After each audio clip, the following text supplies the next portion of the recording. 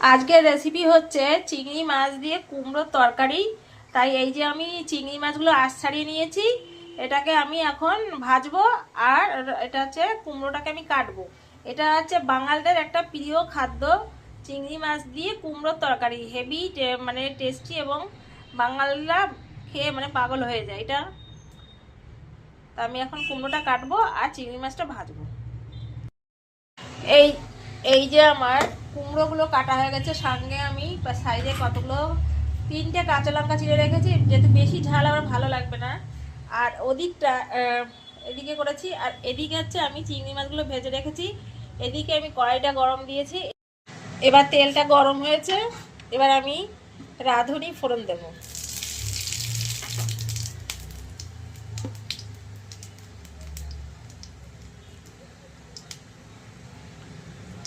রাঁধুনিটা ফোড়ন হয়ে গেছে, গরম হয়ে গেছে।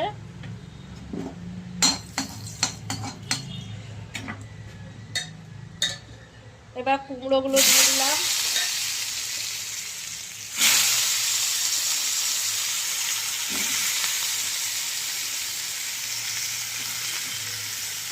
যেহেতু একসঙ্গে দিয়ে রান্না করছি,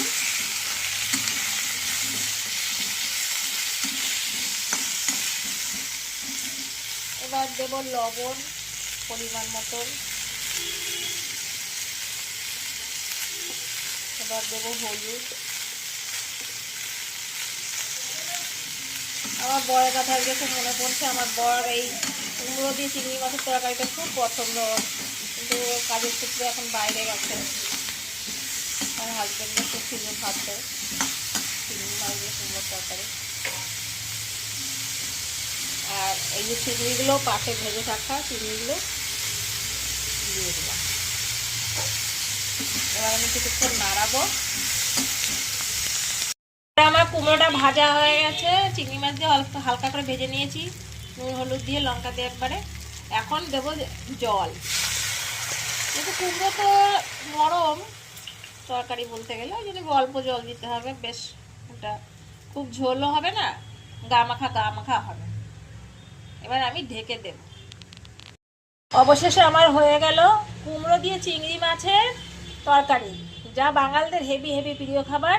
কিন্তু আরেকটা কথা বলার আছে কি, যে কুমড়ো যে কোনো ফ্যাকাশে কুমড়ো হলে হবে না, কুমড়োটা একটু লালচে মানে সিঁদুরে টাইপের লাগবে, মানে কুমড়োটা রান্না করে একটু মিষ্টি মিষ্টি লাগবে।